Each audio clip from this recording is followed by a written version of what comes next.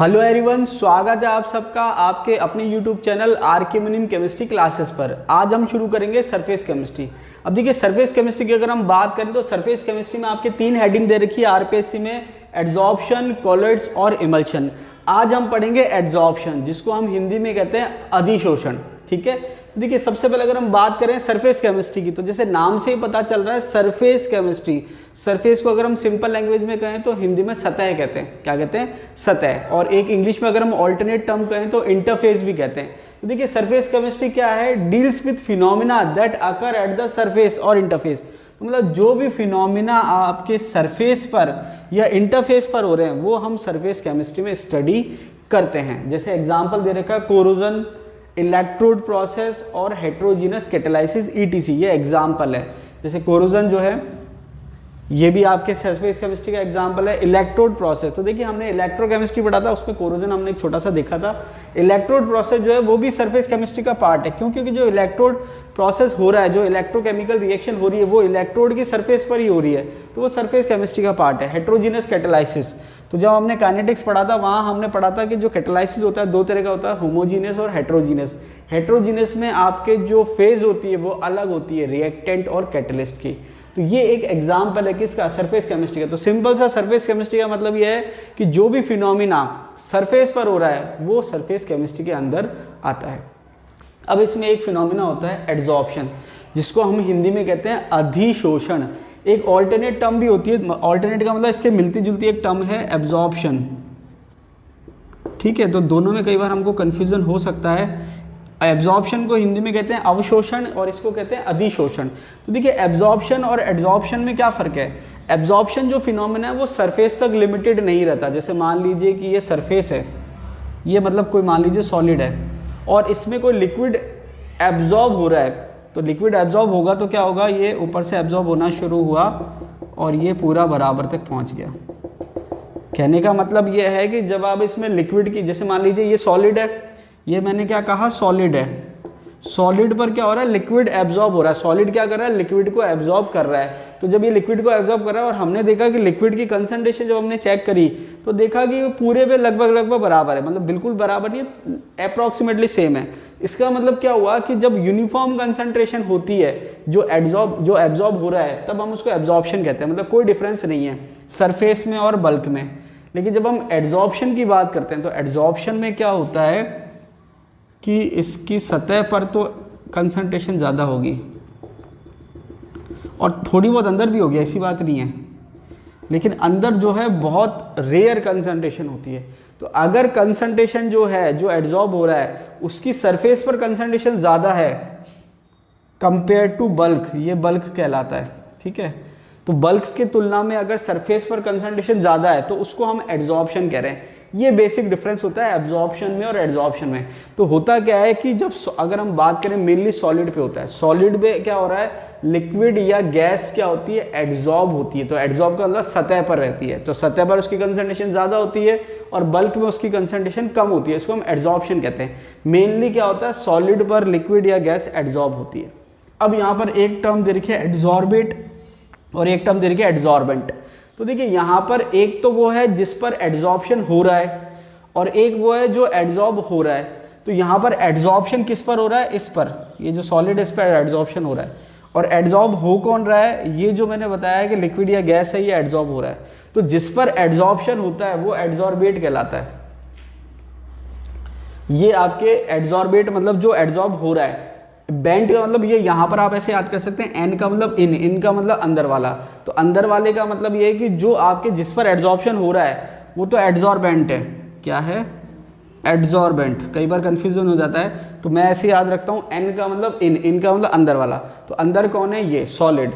तो जो जिस पर एड्जॉर्प्शन हो रहा है वो है एड्जॉर्बेंट और जो एड्जॉर्ब हो रहा है वो एड्जॉर्बेट है। तो ये आपके एड्जॉर्बेट हो जाएगा। ठीक है, ये एड्जॉर्बेट हो जाएगा। तो बात समझ में आई? तो यहाँ पर हम एड्जॉर्बेट और एड्जॉर्बेंट किसको कह रहे हैं? एड्जॉर्बेंट का मतलब एन का मतलब इन का मतलब अंदर वाला।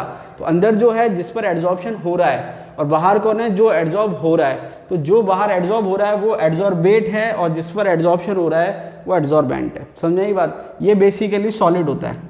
ठीक है, रेयर केस में लिक्विड भी हो सकता है लेकिन मेनली सॉलिड से आप याद रखिए, कंफ्यूजन नहीं होगा। और एड्जॉर्बेट जो है वो लिक्विड भी हो सकता है बेसिकली, और गैस भी हो सकता है। ठीक है, ये आप कॉमन बता रहा हूँ मैं, जनरल, ऐसा नहीं कि इस पर रिजिड ही है, लेकिन मैक्सिमम केस में यही पॉसिबिलिटी होती है।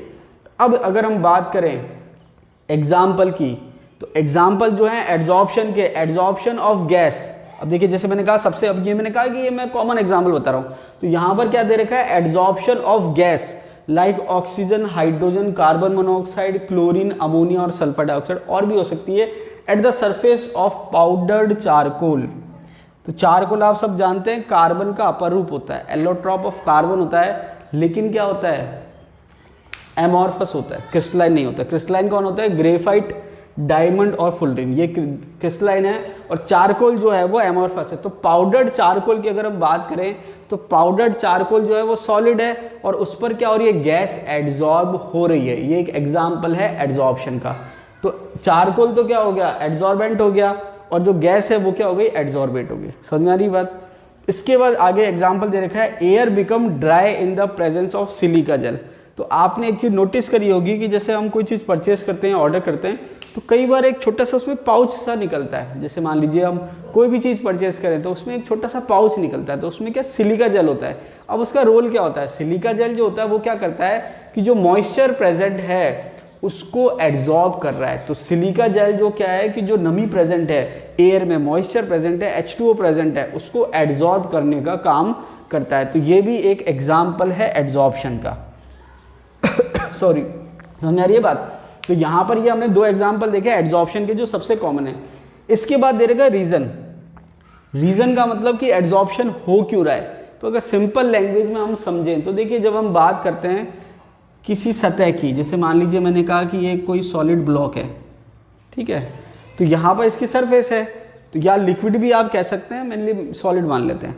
तो यहाँ पर ये सॉलिड है। तो अब यहाँ पर अगर हम बात करें, जैसे मान लीजिए सॉलिड के अंदर कोई पार्टिकल है, सेंटर में ये, तो जब अंदर कोई पार्टिकल है तो उसके चारों तरफ जो एनवायरनमेंट है वो यूनिफॉर्म है। यूनिफॉर्म का मतलब अगर मान लीजिए अट्रैक्शन फोर्स लग रहा है सपोज, तो यहाँ पर भी लग रहा है, यहाँ पर भी लग रहा है, यहाँ पर भी लग रहा है, और यहाँ पर भी लग रहा है, मतलब चारों डायरेक्शन में या हर डायरेक्शन में यूनिफॉर्म फोर्स लग रहा है।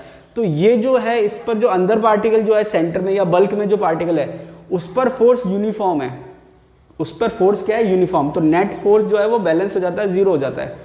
लेकिन अगर मैं बात करूं सरफेस वाले पार्टिकल की, तो सरफेस वाले पार्टिकल में नीचे की तरफ या साइड की तरफ तो फोर्स लगेगा, लेकिन ऊपर की तरफ इसमें पार्टिकल नहीं है, तो ऊपर की तरफ जो है वो फोर्स नहीं लग रहा है। तो इसमें जो नेट फोर्स है वो जीरो नहीं होता, बैलेंस नहीं होता। यही रीज़न है यहाँ पर एड्जॉर्प्शन का या सरफेस फिनोमिना का। तो हमने क्या समझा कि जो पार्टिकल बल्क में होते हैं उस पर जो फोर्स लगता है वो यूनिफॉर्म होता है और ओवरऑल फोर्स कैंसिल आउट हो जाता है, नेट फोर्स जीरो हो जाता है। लेकिन जो सरफेस पे पार्टिकल होते हैं उस पर अंदर की तरफ तो फोर्स लग रहा है क्योंकि अंदर पार्टिकल है, लेकिन बाहर की तरफ पार्टिकल नहीं है, बाहर की तरफ फोर्स नहीं लग रहा, तो इसका जो नेट फोर्स होता है वो जीरो नहीं होता है। और इसी फोर्स की वजह से यहाँ पर सरफेस फिनोमिना ये शो करता है। चलिए आगे देखते हैं। इसके बाद दे रखा है adsorption increases, surface area per unit mass increases. तो देखिए अगर आपको ध्यान हो तो मैंने काइनेटिक्स में आपसे बताया था कि जो काइनेटिक्स में हम कैटालाइसिस पढ़ते हैं, तो अगर कैटलिस्ट का सरफेस एरिया बढ़ता है तो उसकी जो एक्टिविटी है वो बढ़ जाती है। जैसे मैंने, अगर आपको ध्यान हो तो रेनी निकल का एग्जाम्पल दिया था, ठीक है, तो आप देख लेना रेनी निकल क्या होता है, काइनेटिक्स में मैंने आपको बताया था। अब यहाँ पर ये क्या कह रहा है कि सरफेस फिनोमिना है, तो जैसे मैंने कहा चारकोल है, तो चारकोल यहाँ पर लिखा हुआ पाउडर्ड चारकोल है। तो चारकोल की अगर हम बात करें, इसी एग्जाम्पल को समझें, तो यहाँ पर चारकोल का जो सरफेस एरिया जितना ज़्यादा होगा एड्जॉर्प्शन उतना ही ज़्यादा होगा। अब सरफेस एरिया कैसे, हम कंपेरिजन के लिए क्या बता रहे हैं, surface area per unit mass. For example कि भाई 1 ग्राम चारकोल का जो सरफेस एरिया है वो कितना है, कंपैरिजन के लिए। अब अगर मैं केवल सरफेस एरिया कहता तो कंपैरिजन इतना हो नहीं पाता, तो यहाँ पर कंपैरिजन के लिए इसने क्या कह दिया, surface area per unit mass. तो पर यूनिट मास का सरफेस एरिया कितना है, तो अगर पर यूनिट मास का सरफेस एरिया बढ़ेगा तो एड्जॉर्प्शन फिनोमिना बढ़ेगा। इसका एक बढ़िया एग्जाम्पल रेने निकल भी है। इसका बढ़िया एग्जाम्पल क्या है, रेने निकल। रेने निकल में क्या होता है कि देखिए सिंपल, जब आपने पढ़ा होगा कि जब हम वेजिटेबल ऑयल से वेजिटेबल घी बनाते हैं, मतलब हाइड्रोजिनेशन करते हैं, वहां पर हम निकल कैटलिस्ट लेते हैं और सिंपल निकल की जगह रेने निकल प्रीफर करते हैं। तो सिंपल निकल में क्या होता है कि सरफेस एरिया कम होता है। अब उसको मैन्युअली या उसको हार्ड वर्क करके सरफेस एरिया बढ़ाएं, उससे बेटर क्या है कि हम केमिकल मेथड काम में लेते हैं। केमिकल मेथड क्या होता है, रेनी निकल बनाते हैं। रेनी निकल क्या होता है, निकल एल्यूमिनियम का अलॉय होता है, यहाँ लिख देता हूँ, निकल और एल्यूमिनियम का अलॉय होता है जिसको हम NaOH में डिजोल्व करते हैं। किस में डिजोल्व करते हैं, NaOH में। और NaOH में डिजोल्व करने के बाद जो एल्यूमिनियम है वो सॉल्युबल कॉम्प्लेक्स बना लेता है। क्या बना लेता है, soluble complex, NaAlO2, sodium Meta aluminate कहते हैं। तो हुआ क्या कि निकल एल्यूमिनियम जो अलॉय था वो सॉलिड था, उसको आपने डिजोल्व करा NaOH में। तो NaOH में डिजोल्व करने से क्या हुआ, एल्यूमिनियम तो कॉम्प्लेक्स बना लिया सॉल्युबल, अब जो बचा वो सॉलिड फॉर्म में क्या बचा, निकल, जो कि पाउडर्ड फॉर्म में मिलता है। और उसको हम फिर फिल्टर कर लेते हैं और ड्राई कर लेते हैं, तो वो हमें क्या मिल जाता है, रेनी निकल। तो इससे हमने क्या देखा कि निकल का हमने सरफेस एरिया बढ़ा दिया। सरफेस एरिया बढ़ाने से उसकी जो इफेक्टिविटी है कैटालाइसिस की वो बढ़ जाती है। तो यहाँ हमने क्या देखा कि एड्जॉर्प्शन बढ़ रहा है, क्योंकि ये भी सरफेस फिनोमेना है। कैसे, जब surface area per unit mass बढ़ रहा है। आगे दे रखा है थर्मोडायनामिक्स, ये बहुत इंपॉर्टेंट पॉइंट है, क्योंकि देखिए बाकी थ्योरेटिकल से क्वेश्चन बनना इतना आसान नहीं है, ये जो पॉइंट है इस पर क्वेश्चन बन सकता है। अब एड्जॉर्प्शन की अगर हम थर्मोडायनामिक्स की बात करें तो एड्जॉर्प्शन फिनोमेना एक्सोथर्मिक है। पहला पॉइंट, एड्जॉर्प्शन फिनोमेना जो है वो एक्सोथर्मिक फिनोमेना है। ऊपर लिख देता हूं मैं, एड्जॉर्प्शन जो फिनोमेना है वो एक्सोथर्मिक फिनोमेना है। तो यहाँ पर अगर मैं बात करूँ एक्सोथर्मिक की, तो एक्सोथर्मिक के केस में क्या होता है कि जो डेल H है वो नेगेटिव होता है। तो सबसे पहली बात कि एड्जॉर्प्शन फिनोमेना एक्सोथर्मिक है, ये आपको ध्यान रखना है, क्वेश्चन पूछा जाता है, एग्जाम में पूछ रखा है RPC ने। एक्सोथर्मिक का मतलब डेल H नेगेटिव है, ठीक है। दूसरा पॉइंट, अगर मैं एंट्रोपी की बात करूं, किसकी बात करूं, एंट्रोपी की, तो आप एक चीज नोटिस करेंगे कि जब अगर मैं बात करूं adsorption of gas on solid, तो यहाँ पर क्या है कि जब कोई गैस है तो उसका वॉल्यूम ज़्यादा है, लेकिन जब वो सॉलिड पर एड्जॉर्ब हो रही है तो वहाँ पर उसका वॉल्यूम क्या हो रहा है, डिक्रीज हो रहा है। तो वॉल्यूम डिक्रीज होने से क्या होता है, उसकी एंट्रोपी जो है वो क्या हो जाती है, कम हो जाती है। तो एड्जॉर्प्शन के केस में जो डेल एस है वो भी नेगेटिव आती है, मतलब एंट्रोपी क्या हो रही है, डिक्रीज हो रही है। अब अगर हम बात करें यहाँ पर स्पॉन्टेनियस की कंडीशन की, तो देखिए कॉमन पॉइंट ये है कि अगर हम बात करें कॉमन पॉइंट की, तो स्पॉन्टेनियस प्रोसेस के लिए एंट्रोपी बढ़ती है, लेकिन अगर एंट्रोपी घट रही है तो भी प्रोसेस स्पॉन्टेनियस हो सकता है। कंडीशन क्या है, थर्मोडाइनमिक्स मैंने आपको पढ़ा रखा है, del G equals to del H minus T del S, ये आपको मैंने फॉर्मूला बता रखा है जो कि काफ़ी इंपॉर्टेंट है, कई बार रिपीट होता है। ये आपके फॉर्मूला है, और स्पॉन्टेनियस की कंडीशन है डेल जी नेगेटिव होना चाहिए। क्या होना चाहिए, डेल जी नेगेटिव। अब होता क्या है, जैसे मैंने आपको बताया कॉमनली कि एंट्रोपी नॉर्मली बढ़ती है स्पॉन्टेनियस केस में, वो कैसे कि डेल एस पॉजिटिव होगा तो ये ओवरऑल टर्म नेगेटिव हो जाएगी, तो डेल जी के नेगेटिव होने के चांस ज़्यादा हो जाएंगे। लेकिन इस केस में क्या है कि जो डेल एस है ये नेगेटिव है, तो ओवरऑल जो टर्म है वो क्या हो गई, पॉजिटिव। भाई केवल डेल एस की बात करें वो नेगेटिव है, तो ओवरऑल जो माइनस टी डेल एस है, तो ये ओवरऑल माइनस की वजह से क्या हो गया, प्लस हो गया। और डेल एच क्या है, नेगेटिव है। तो यहाँ पर अगर आप चाहते हैं प्रोसेस स्पॉन्टेनियस हो, तो उसके लिए कंडीशन क्या है, उसके लिए कंडीशन ये है कि जो डेल एच है वो ग्रेटर देन होना चाहिए टी डेल एस से, ये कंडीशन दे रखी है। समझ में आई बात। तो एड्जॉर्प्शन प्रोसेस जो है वहाँ पर डेल एच भी नेगेटिव है और डेल एस भी नेगेटिव है, एक्सोथर्मिक प्रोसेस है और एंट्रोपी डिक्रीज हो रही है। तो यहाँ पर अगर आप चाहते हैं कि प्रोसेस स्पॉन्टेनियस हो, तो उसके लिए डेल एच जो है वो ग्रेटर देन होना चाहिए टी डेल एस से। ये इसकी थर्मोडायनेमिक्स है और बहुत अच्छा पॉइंट है, इस पर क्वेश्चन आ भी चुका है और आने की संभावना भी है, ठीक है। तो यहाँ पर ये बेसिक हमने बात करी सरफेस केमिस्ट्री की, एड्जॉर्प्शन क्या होता है, एब्जॉर्प्शन क्या होता है, एड्जॉर्बेट क्या होता है, एड्जॉर्बेंट क्या होता है, एग्जाम्पल क्या होता है। अब हम देखें कि एड्जॉर्प्शन जो होता है दो तरह के होते हैं, फिजिकल एड्जॉर्प्शन और केमिकल एड्जॉर्प्शन। तो यहाँ पर हम इनको डिटेल में देखते हैं। एड्जॉर्प्शन जो है दो तरीके के होते हैं, फिजिकल एड्जॉर्प्शन और केमिकल एड्जॉर्प्शन, और इनके बीच में जो डिफरेंस है उस पर एक क्वेश्चन आरपीएससी पूछती है, तो बहुत इंपॉर्टेंट है, देखते हैं। चलिए, फिजिकल एड्जॉर्प्शन को हम फिजिसॉर्प्शन भी कहते हैं और केमिकल एड्जॉर्प्शन को केमिसॉर्प्शन भी कहते हैं। तो कई बार टर्म आता है केमिसॉर्प्शन, तो केमिसॉर्प्शन का मतलब केमिकल एड्जॉर्प्शन ही है और फिजिसॉर्प्शन का मतलब फिजिकल एड्जॉर्प्शन है। अब इनके बीच में डिफरेंस क्या है, दोनों में कंपैरिजन दे रखा है, देख लेते हैं।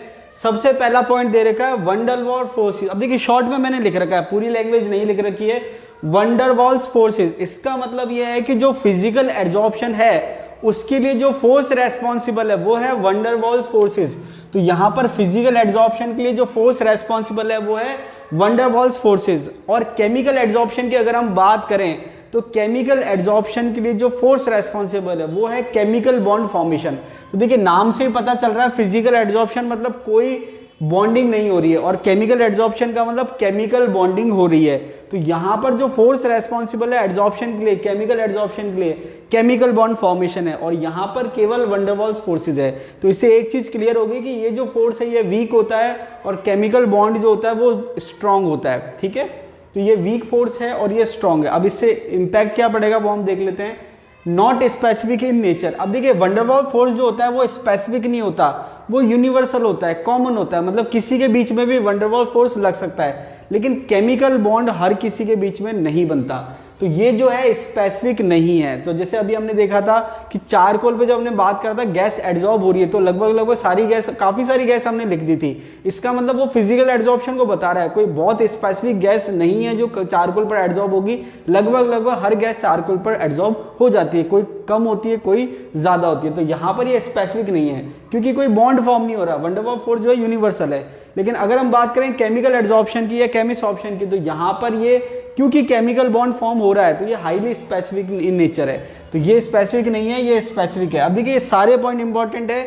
एग्जाम में क्वेश्चन इस टाइप से आता है कि केमिकल एड्जॉर्प्शन के लिए कौन सा स्टेटमेंट सही है कौन सा गलत है। तो ये सारे स्टेटमेंट वहां पर आपको याद होने चाहिए।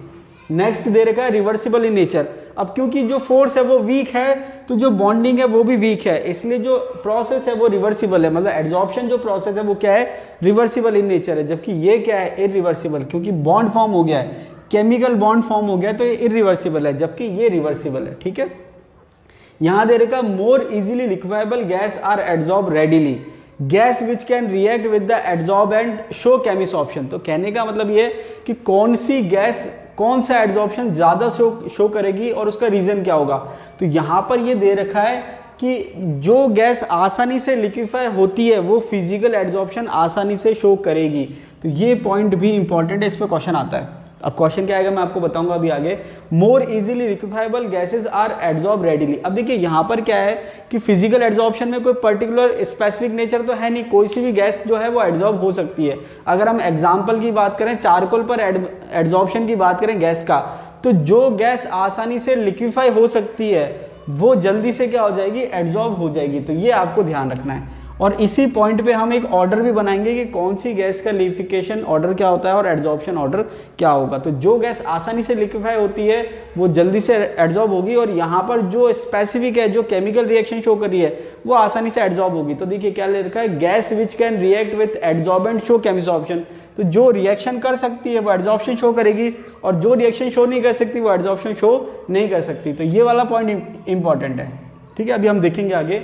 Del H equals to -20 to 40 kilojoule per mole. तो यहाँ पर ये एंथैल्पी दे रखी है कि इसमें एंथैल्पी चेंज कितना होगा।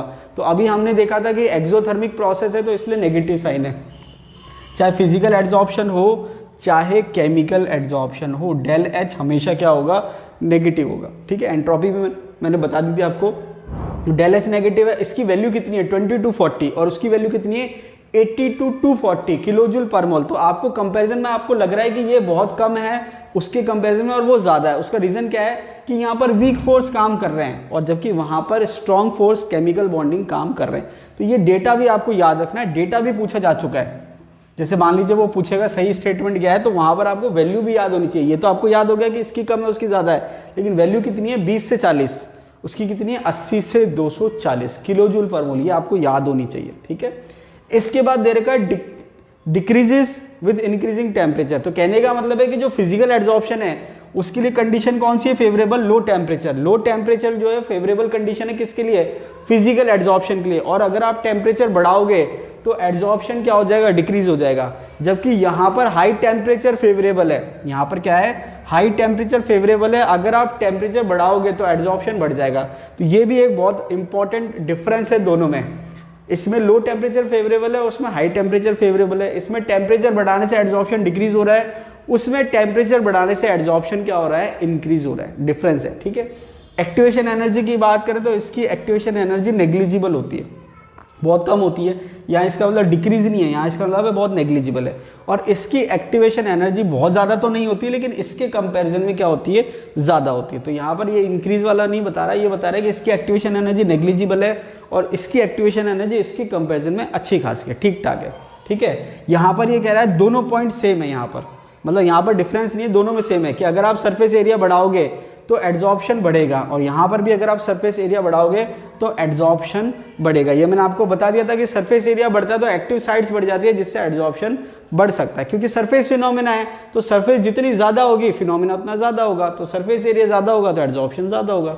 नेक्स्ट पॉइंट दे रखा है, it result into multi molecular layer on adsorbent surface under high pressure. अब देखिए यहाँ पर ये पॉइंट जो है अच्छा खासा पॉइंट है, हालांकि पूछा नहीं गया है, इंपॉर्टेंट है। अब क्योंकि यहाँ कोई केमिकल बॉन्ड तो फॉर्म हो नहीं रहा, तो सरफेस के ऊपर एक मॉलिक्यूल एड्जॉर्ब हो सकता है, लेकिन कंडीशन क्या है, हाई प्रेशर। हाई प्रेशर पे मल्टी मॉलिक्यूलर लेयर बन सकती है, क्योंकि कोई केमिकल बॉन्डिंग तो है नहीं, केवल वन डर वाल्स फोर्स है। लेकिन यहाँ पर क्योंकि केमिकल बॉन्डिंग हो रही है, तो एक बार सॉलिड के ऊपर गैस मॉलिक्यूल आ गया तो अब दूसरा गैस मॉलिक्यूल इससे केमिकल बॉन्ड नहीं बना सकता। तो यहाँ पर it result into unimolecular layer, ये भी अच्छा पॉइंट है, हालांकि पूछा नहीं गया, लेकिन जब पूछेंगे तो हमारे लिए चैलेंजिंग हो सकता है, क्योंकि हम ध्यान नहीं देते हैं कई बार। तो ये सारे पॉइंट बहुत इंपॉर्टेंट है, इस पर एक क्वेश्चन मान के चलिए आएगा ही आएगा। अब देखिए आगे दे रखा है, केमिसॉर्प्शन को आप एक्टिवेटेड एड्जॉर्प्शन भी कहते हैं, क्योंकि हमने देखा कि फिजिकल एड्जॉर्प्शन या फिजिसॉर्प्शन में कोई केमिकल बॉन्डिंग नहीं हो रही है, केवल वन डर वाल्स फोर्स ऑफ अट्रैक्शन है, और एक्चुअल में जो केमिकल बॉन्डिंग हो रही है वो केमिकल एड्जॉर्प्शन या केमिसॉर्प्शन में हो रही है, इसलिए हम इसको एक्टिवेटेड एड्जॉर्प्शन भी कहते हैं। आगे दे रखा है फिजिकल एड्जॉर्प्शन जो है, फिजिकल एड्जॉर्प्शन, हाँ देखिए इस पॉइंट में क्या दे रखा है कि फिजिकल एड्जॉर्प्शन और केमिकल एड्जॉर्प्शन अलग अलग फिनोमेना है, लेकिन कई बार ऐसा हो सकता है कि स्टार्टिंग में तो वो फिजिकल एड्जॉर्प्शन हो, लेकिन वो बाद में किस में चेंज हो जाए, केमिकल एड्जॉर्प्शन में। इसका मतलब क्या हुआ कि गैस शुरू में तो क्या हुई, सरफेस पे एड्जॉर्ब हुई, लेकिन एड्जॉर्ब होने के बाद जब आपने टेम्परेचर बढ़ाया तो वो केमिकल बॉन्ड फॉर्म कर रही है। तो यहाँ पर ये क्या कह रहा है कि फिजिकल एड्जॉर्प्शन जो है वो केमिकल एड्जॉर्प्शन में कन्वर्ट हो सकता है, कब, जब आप टेम्परेचर बढ़ाते हैं, रेयर केस में या स्पेशल केस में, हर केस में ऐसा जरूरी नहीं है कि ऐसा हो। तो कहने का मतलब है chemical adsorption, sorry physical adsorption chemical adsorption में कन्वर्ट या चेंज हो सकता है जब आप टेम्परेचर इंक्रीज करते हैं। आगे दे रखा है order of physical adsorption of gases on activated charcoal. जैसे मैंने आपसे कहा था कि ये पॉइंट इंपॉर्टेंट है, इसमें वो क्वेश्चन किस तरीके से देगा, वो 3-4 गैस दे देगा ऑप्शन में, वो कहेगा सबसे ज़्यादा एड्जॉर्प्शन किसका होगा। अब आपको अगर ऑर्डर याद नहीं है तो आप नहीं कर पाएंगे, तो यहाँ पर आपको क्या करना है, ऑर्डर याद करना है। देखिए कंसेप्ट अलग चीज़ है कि भाई कंसेप्ट आपने समझ लिया कि ऐसा क्यों हो रहा है, लेकिन लास्ट में आपको याद होना ही चाहिए, चाहे आपको कंसेप्ट पता हो चाहे ना पता हो। तो यहाँ पर ये ऑर्डर आपको याद करना है। इस पर एग्जाम में क्वेश्चन आ भी चुका है और आ भी सकता है। अब क्योंकि देखिए बुक्स में जो है एनसीईआरटी की बुक में 3 ही गैस दे रखी थी, तो मैंने अलग अलग जगह से ढूंढ के इस ऑर्डर को बढ़ा दिया है, ताकि अगर कोई डिफरेंट गैस दे तो वहाँ पर यह है कि आपको सारी गैस का ऑर्डर पता होना चाहिए। जैसे मान लीजिए आपने 3 ही गैस का ऑर्डर पढ़ा है और चौथी गैस आ गई, तो अब आपको पता नहीं है कि वो चौथी गैस कहाँ फिट होगी, इसलिए मैंने ज़्यादा गैसेस का ऑर्डर यहाँ पर मेंशन कर दिया है। अब देखिए यहाँ पर क्या है कि order of physical adsorption of gas on activated charcoal, तो यहाँ पर हमने क्या देखा कि फिजिकल एड्जॉर्प्शन हो रहा है। फिजिकल एड्जॉर्प्शन स्पेसिफिक तो होता नहीं है, लेकिन अभी मैंने एक पॉइंट आपको पढ़ाया था कि जो गैस आसानी से लिक्विफाई होगी उसका एड्जॉर्प्शन ज़्यादा होगा। तो यहाँ पर आप इसको अगर वो चाहे तो क्वेश्चन को घुमा के कैसे पूछ सकता है कि लिक्विफिकेशन का ऑर्डर क्या होगा, या कौन सी गैस आसानी से लिक्विफाई होगी। बात तो एक ही है, तो आसानी से लिक्विफाई ये होगी और एड्जॉर्प्शन भी इसी का ज़्यादा होगा, मतलब ऑर्डर सेम चलेगा। तो ये आपको ध्यान रखना है। आगे दे रखा है gases with high critical temperature are easily liquefiable. इसका मतलब क्या है, जिन गैसेस का क्रिटिकल टेम्परेचर ज़्यादा होता है उनका लिक्विफिकेशन आसानी से होता है। अब लिक्विफिकेशन आसानी से होने का मतलब क्या है, इसको मैं आपको समझाता हूँ। जैसे मान लीजिए एक गैस जो है 10 केल्विन पर लिक्विफाई हो रही है, एक 100 पे लिक्विफाई हो रही है, एक 150 पे लिक्विफाई हो रही है, और मान लीजिए एक 250 पे लिक्विफाई हो रही है। तो कौन सी गैस आसानी से लिक्विफाई होगी भाई? एक को आप 250 केल्विन पे लिक्विफाई कर सकते हैं और एक को आप 10 केल्विन पे लिक्विफाई कर सकते हैं, तो आप कहोगे ऑब्वियसली 250 केल्विन। तो यहाँ पर जो हाईएस्ट टेम्परेचर जिस पर गैस को आप लिक्विफाई कर सकते हैं उससे ज़्यादा पे नहीं कर सकते, उसको क्रिटिकल टेम्परेचर कहते हैं। क्या कहते हैं? Critical temperature. इसका मतलब क्या होगा कि अगर आपको गैस को लिक्विफाई करना है तो टेम्परेचर क्रिटिकल टेम्परेचर के बराबर या उससे कम होना चाहिए। मेनली आप मान के चलो कि कम होना चाहिए। तो अगर किसी का क्रिटिकल टेम्परेचर बहुत कम है तो उसको लिक्विफाई करना मुश्किल है, और क्रिटिकल टेम्परेचर ज़्यादा है तो उसको लिक्विफाई करना आसान है। तो यहाँ पर ये चीज़ आपके कोरिलेट होगी, gases with high critical temperature are easily liquefiable. तो ये चीज़ क्लियर होगी कि क्रिटिकल टेम्परेचर होता क्या है, वह टेम्परेचर जिसके ऊपर आप गैस को लिक्विफाई नहीं कर सकते चाहे आप कितना ही प्रेशर बढ़ा दो। तो क्रिटिकल टेम्परेचर जो है अगर कम होगा तो गैस मुश्किल से लिक्विफाई होगी, और क्रिटिकल टेम्परेचर अगर ज़्यादा होगा तो आसानी से लिक्विफाई होगी। जो गैस आसानी से लिक्विफाई होगी उसका एड्जॉर्प्शन ज़्यादा होगा। और ये आपको ऑर्डर ध्यान रखना है, SO2 फिर अमोनिया फिर HCl फिर CO2 फिर CH4 फिर नाइट्रोजन फिर हाइड्रोजन। एक आप इसमें थोड़ा सा और एक हिंट देख सकते हैं कि जो गैस नॉन पोलर है उसका एड्जॉर्प्शन मुश्किल से हो रहा है। जैसे मान लीजिए हाइड्रोजन है नॉन पोलर है, नाइट्रोजन है नॉन पोलर है, तो यहाँ पर इनका एड्जॉर्प्शन मुश्किल से हो रहा है। लेकिन जो पोलर गैसेज हैं उनका एड्जॉर्प्शन आसानी से हो रहा है। जैसे सल्फर डाइऑक्साइड, अमोनिया है, ये पोलर गैसेज में आ रहे हैं। तो जो पोलर है उसका एड्जॉर्प्शन आसानी से हो रहा है, जो नॉन पोलर है उसका एड्जॉर्प्शन मुश्किल से हो रहा है। तो ये भी एक हिंट है याद करने के लिए, ठीक है। लास्ट में आपको याद ही करना है। आगे दे रखे, ये तो हो गया, आगे दे रखा है एड्जॉर्प्शन आइसोथर्म। ये क्या होता है एड्जॉर्प्शन आइसोथर्म? तो देखिए यहाँ पर एक टर्म आ रही है आइसोथर्म। तो जैसे अगर आपको ध्यान हो तो थर्मोडायनेमिक्स आपने पढ़ रखी है। आइसोथर्मल प्रोसेस की अगर हम बात करें तो हम क्या कहते हैं, आइसोथर्मल प्रोसेस कौन सा होता है, जिसमें टेम्परेचर कांस्टेंट होता है, ठीक है। टेम्परेचर जिसमें कांस्टेंट होता है वो आइसोथर्मल प्रोसेस होता है। तो यहाँ पर भी टर्म आ रही है आइसोथर्म, मतलब टेम्परेचर तो कांस्टेंट है। तो एड्जॉर्प्शन आइसोथर्म का मतलब क्या है, एड्जॉर्प्शन आइसोथर्म का मतलब ये है कि अगर हम टेम्परेचर को कांस्टेंट रखते हैं और प्रेशर को चेंज करते हैं तो उससे एड्जॉर्प्शन पे क्या फर्क पड़ता है, क्या चेंजेस आते हैं। तो जो रिलेशन है प्रेशर का और एड्जॉर्प्शन का वो यहाँ पर दे रखा है, कब, जब टेम्परेचर कांस्टेंट हो, उसको हम कहते हैं एड्जॉर्प्शन आइसोथर्म। और जो साइंटिस्ट ने एड्जॉर्प्शन आइसोथर्म दिया था सबसे पहले वो था फ्रेंडलिक एड्जॉर्प्शन आइसोथर्म। देखिए हायर क्लास में आपके और भी आते हैं लेकिन वो अभी हमारे इतनी नीड नहीं है, जितना आपके सिलेबस में है, जो आपका लेवल है उसके अकॉर्डिंग ये इनफ है। फ्रेंडली एड्जॉर्प्शन आइसोथर्म, तो देखिए यहाँ पर एड्जॉर्प्शन आइसोथर्म मैंने आपको बता दिया। एड्जॉर्प्शन आइसोथर्म का मतलब क्या है कि आपने टेम्परेचर कांस्टेंट कर दिया और प्रेशर का इफेक्ट देख रहे हैं किस पर, एड्जॉर्प्शन पर, ठीक है। अब जो साइंटिस्ट ने दिया फ्रेंडली एड्जॉर्प्शन आइसोथर्म, तो इसने जो मैथमेटिकल फॉर्मूला दिया एड्जॉर्प्शन आइसोथर्म का वो ये था, x/m = k p⁻1/n। अब यहाँ पर x क्या है, मास ऑफ गैस एड्जॉर्ब, जो गैस एड्जॉर्ब हो रही है उसका मास, m क्या है, मास ऑफ एड्जॉर्बेंट, मतलब कितने, जैसे मान लीजिए चारकोल की अगर मैं बात करूं तो कितने ग्राम चारकोल पर कितने ग्राम गैस एड्जॉर्ब हो रही है उसकी बात हो रही है। तो यहाँ पर इसने रेशो ले रखा है x/m। तो अगर ये रेशो ज़्यादा है इसका मतलब एड्जॉर्प्शन ज़्यादा हो रहा है, रेशो कम है मतलब एड्जॉर्प्शन कम हो रहा है। ये हो गया mass of gas adsorb, mass of adsorbent, ये हो गया। तो ये इससे क्या पता चल गया कि पर यूनिट मास कितनी गैस एड्जॉर्ब हो रही है। आगे दे रखा है p क्या है, प्रेशर, K और N क्या है, कांस्टेंट, जो कि किस पे डिपेंड कर रहे हैं, depend on the nature of gas and adsorbent at a particular temperature. तो ये हमने बात करी फॉर्मूले की। अब देखिए अगर आपने वीडियो नहीं देखा है तो आप काइनेटिक्स वाला मेरा जो ग्राफिकल मेथड था ऑर्डर डिटरमाइन करने के लिए वो देख लेना। वहां पर मैंने आपको सारे तरह के ग्राफ कैसे आप उसको ड्रॉ कर सकते हैं या कैसे आप उसको समझ सकते हैं वो सारे मैंने समझा रखे डिटेल में। अब अगर मैं यहाँ इस इक्वेशन की बात करूँ तो अब यहाँ पर सारा रोल किसका है, 1/n का है। सारा रोल किसका है, 1/n का। अब 1/n का रोल क्या है, n जो है वो दे रखा है इसने >1। इसका मतलब क्या हुआ कि यहाँ पर क्या है कि n की जो वैल्यू है वो एक फिक्स, अगर मैं मानूँ तो वो फिक्स उसके हिसाब से चलनी चाहिए। लेकिन ये एक इसकी लिमिटेशंस है, ये जो आपके फ्रेंडली एड्जॉर्प्शन आइसोथर्म है ये एक लिमिटेड प्रेशर रेंज पर तो सही होगा लेकिन सारी रेंज पर सही नहीं हो पाएगा। उसका रीज़न क्या है अभी हम देख लेते हैं। अब देखिए इसके जो ग्राफ हैं वो यहाँ दे रखे हैं, प्रेशर है ये x/m है और यहाँ पर इसने 3 ग्राफ दे रखे हैं। मतलब ये भी देखिए देखा जाए तो अपने आप में ये भी एक ग्राफ है, ये भी ग्राफ है, ये भी ग्राफ है, 3 ग्राफ दे रखे हैं अलग अलग टेम्परेचर पर। तो अब इससे हमको कंक्लूजन क्या निकालना है, सबसे पहला जो कंक्लूजन है वो ये है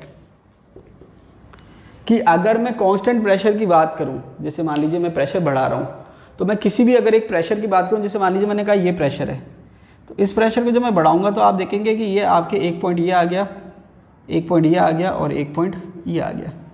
तो आपने क्या देखा कि तीनों ग्राफ में अलग अलग एड्जॉर्प्शन हो रहा है, प्रेशर कांस्टेंट है और तीनों ग्राफ में डिफरेंस क्या है, टेम्परेचर का डिफरेंस है। तो एक चीज़ आपको, अब आप ये मत कहना कि सर आपने तो कहा टेम्परेचर कांस्टेंट रहता है, एड्जॉर्प्शन आइसोथर्म हम किसको कह रहे हैं, एक कर्व को कह रहे हैं। तो ये जो कर्व है ये भी एड्जॉर्प्शन आइसोथर्म है, ये भी एड्जॉर्प्शन आइसोथर्म है, ये भी एड्जॉर्प्शन आइसोथर्म है। ये एड्जॉर्प्शन आइसोथर्म 273 केल्विन पर है, ये 244 केल्विन पर है और ये 195 केल्विन पर है। तो पहला पॉइंट ये है कि आप जब एड्जॉर्प्शन चेक कर रहे हैं प्रेशर एक कांस्टेंट वैल्यू लेके, तो आपने क्या देखा कि इसका एड्जॉर्प्शन ज़्यादा है, इसका एड्जॉर्प्शन कम है, इसका टेम्परेचर क्या है कम है, इसका टेम्परेचर क्या है ज़्यादा। तो एक चीज़ तो आपको पता चल गई, क्या पता चल गई कि अगर आप टेम्परेचर बढ़ाते हो तो एड्जॉर्प्शन जो है वो क्या होगा, डिक्रीज हो जाएगा। मतलब ज़्यादा टेम्परेचर पर एड्जॉर्प्शन कम हो रहा है, कम टेम्परेचर पर एड्जॉर्प्शन ज़्यादा हो रहा है। ये बेसिकली फिजिकल एड्जॉर्प्शन की बात हो रही है, ठीक है, आप कंफ्यूज मत हो जाना। तो टेम्परेचर बढ़ाने से एड्जॉर्प्शन क्या हो रहा है, डिक्रीज हो रहा है। क्या हो रहा है, एड्जॉर्प्शन जो हो रहा है वो क्या हो रहा है, डिक्रीज हो रहा है। तो ये एक पॉइंट हमने इस ग्राफ से समझ लिया। अब दूसरी बात ये है कि ये जो ग्राफ है ये स्ट्रेट लाइन तो नहीं है। अब यहाँ पर अगर मैं आपको थोड़ा सा रिमाइंड कराऊँ तो यहाँ पर दो, अगर मैं अल्टीमेट कंडीशन लूँ तो देखिए अल्टीमेट कंडीशन क्या है, जैसे मान लीजिए ये एक ग्राफ ऐसे है, ठीक है, और एक ग्राफ ऐसे है। ये दो मैंने कंडीशन ले ली समझने के लिए। तो देखिए इससे क्या पता चल रहा है हमें, देखिए एक में तो मैंने क्या करा, x बाय एम जो है 0 से शुरू करा और स्ट्रेट लाइन बना दी। एक में मैंने सीधे रख दिया। इसका मतलब क्या है, इसका मतलब ये है कि x बाई एम जो है वो p के डायरेक्टली प्रोपोर्शनल है। किसके प्रोपोर्शनल है, p के डायरेक्टली प्रोपोर्शनल है। तो यहाँ पर इस ग्राफ का कंक्लूजन ये है कि x by M is proportional to p। और यहाँ पर आप एक कांस्टेंट लगा सकते हैं, कांस्टेंट मान लीजिए मैंने कह दिया k। तो इस केस में फॉर्मूला क्या आएगा, x इक्वल्स टू kp, ठीक है, क्योंकि पावर क्या आ रही है, 1 आ रही है। इस केस में x बाय एम p पे डिपेंड ही नहीं कर रहा, फिक्स वैल्यू है। तो इसका मतलब ये हुआ x by M is proportional to p की पावर 0। तो इसको मैं लिख सकता हूँ x by M equals to k p की पावर 0। फाइनली ये क्या हो जाएगा, k। अब इसको दोनों को मैं मिक्स करके अगर समझने की कोशिश करूँ तो इसका मतलब क्या हुआ कि अगर प्रेशर के डायरेक्टली प्रोपोर्शनल है तो स्ट्रेट लाइन आएगी, और जैसे जैसे आप पावर कम करोगे, यहाँ पर p की पावर कितनी है, 1, तो जैसे जैसे पावर कम करोगे स्ट्रेट लाइन धीरे धीरे ऐसी होती जाएगी, और जब पावर 0 हो जाएगी तो ये वापस से स्ट्रेट लाइन हो जाएगी पैरेलल प्रेशर एक्सिस के। तो जब आप इस कर्व को देखोगे तो आप क्या देखोगे, स्टार्टिंग में आपको थोड़ी स्ट्रेट लाइन दिख रही है, बाद में उसमें कर्व आ रहा है, और लास्ट में जाके सैचुरेशन पॉइंट आ जाता है जहाँ पर वो वापस से क्या हो जाती है, पैरेलल हो जाती है। तो ये जो पॉइंट हैं इनको हम सैचुरेशन पॉइंट कहते हैं। क्या कहते हैं, सैचुरेशन पॉइंट, सैचुरेशन पॉइंट, ठीक है। सैचुरेशन पॉइंट पर ये वाली कंडीशन आ जाती है जब वो प्रेशर पे डिपेंड नहीं करता। तो कहने का मतलब ये कि मैं आपको क्या समझाना चाह रहा हूँ कि हमने क्या देखा कि जब स्ट्रेट लाइन है तब तो पावर 1 होगी p की, जो कि हमने स्टार्टिंग में मान लिया, और बाद में जब वो पैरेलल हो गया, सैचुरेशन पॉइंट आ गया, तो पावर क्या हो गई, 0 हो गई। तो कहने का मतलब है कि ओवरऑल अगर पूरा हम ग्राफ देखें तो वहाँ पर p की पावर फिक्स नहीं है। अगर हम छोटे छोटे सेक्शन ले वहाँ पर हम मान सकते हैं कि p की पावर फिक्स है। जैसे मान लीजिए मैंने इतना सा सेक्शन ले लिया, तो यहाँ पर मैं p की कोई पावर फिक्स मान सकता हूँ। यहाँ पर मान लीजिए इतना सा सेक्शन ले लिया, तो छोटे सेक्शन के लिए तो p की जो पावर है वो फिक्स मान सकता हूँ, लेकिन पूरे ग्राफ के लिए p की पावर कांस्टेंट नहीं है। तो यहाँ पर ये जो कह रहा है x by M equals to k p की पावर 1 बाय n, फिर ये कह रहा है n की वैल्यू 1 से ज़्यादा है। तो n की वैल्यू अगर 1 से ज़्यादा होगी तो 1 बाय n की जो वैल्यू है वो लेस देन 1 हो जाएगी, ठीक है। अब हमने कहा कि भाई मैक्सिमम जो वैल्यू हो सकती है वो 1 हो सकती है, और जो मिनिमम वैल्यू हो सकती है पावर वो 0 हो सकती है। तो कहीं ना कहीं 1 और 0 के बीच में मान रहा है, तो इसलिए इसने क्या कह दिया, 1 से कम है। समझ में आई बात। तो ये जो ग्राफ है या ये जो फॉर्मूला है ये होल रेंज पे एप्लीकेबल नहीं है, लेकिन स्मॉल रेंज के लिए हम इसको एप्लीकेबल कह सकते हैं। मतलब जो स्मॉल रेंज है, मिड रेंज है, वहाँ पर हम कह सकते हैं कि कोई फिक्स पावर है, लेकिन कंप्लीट ग्राफ के लिए नहीं कह सकते। खास करके स्टार्टिंग और एंड के लिए नहीं कह सकते, लेकिन जो मिड का पार्ट है वहाँ पर हम कह सकते हैं कि भाई पावर क्या चल रही है, कांस्टेंट चल रही है। तो आपको कुछ नहीं करना, बहुत ज़्यादा डिटेल में क्वेश्चन नहीं आएगा, आपको वो मैथमेटिकल फॉर्मूला पूछ सकता है, पूछा भी जा चुका है एग्जाम में, x by M equals to k p की पावर 1 बाय n। वो सीधे सीधे पूछेगा फ्रेंडलिक एड्जॉर्प्शन आइसोथर्म का इक्वेशन या फॉर्मूला क्या होगा, तो आपको फॉर्मूला पता होना चाहिए। बाकी मैंने आपको डिटेल बता दिया कि ये फॉर्मूला है, k कांस्टेंट है, p प्रेशर है, x मास किसका है, गैस का, m किसका मास है, मास ऑफ एड्जॉर्बेंट का, p की पावर 1 बाय n। और 1 बाय n जो है ये होल रेंज के लिए फॉलो नहीं हो रही है, कुछ रेंज के लिए फॉलो इसमें हो सकती है। अब देखिए अभी हमने एक ग्राफ देखा, अब दूसरा ग्राफ देखते हैं। दूसरा ग्राफ कैसे कि इक्वेशन हमने देखी x/m equals to k p की पावर 1/n। अब इसका हमने क्या करा, दोनों साइड लॉग ले लिया। तो जब दोनों साइड लॉग लेंगे तो इसका तो क्या हो जाएगा, लॉग x/m हो जाएगा। और जब इसका लॉग लेंगे तो देखिए आपको अगर ध्यान हो तो हमने खूब पढ़ रखा है काइनेटिक्स में, इलेक्ट्रोकेमिस्ट्री में, कि अगर मल्टीप्लिकेशन में कोई चीज़ होती है तो लॉग में वो प्लस में आ जाती है। तो क्या हो गया, लॉग k प्लस दूसरा लॉग आ गया। और इसके अलावा जो भी पावर होती है वो क्या होती है, आगे मल्टीप्लाई में आ जाती है। तो ये जो पावर है 1/n, ये p की पावर है।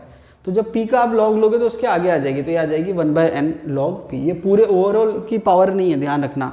ओवरऑल की पावर होती तो दोनों के आगे आती है, लेकिन ये केवल p की पावर है। तो हमने क्या करा, k अलग था तो log k हो गया, और ये आपके हो गया 1/n log p। समझ में आ रही बात। तो ये मैं आपको बता चुका हूँ बार बार, इसलिए बहुत ज़्यादा डिटेल में नहीं लिया, डायरेक्ट लिख दिया।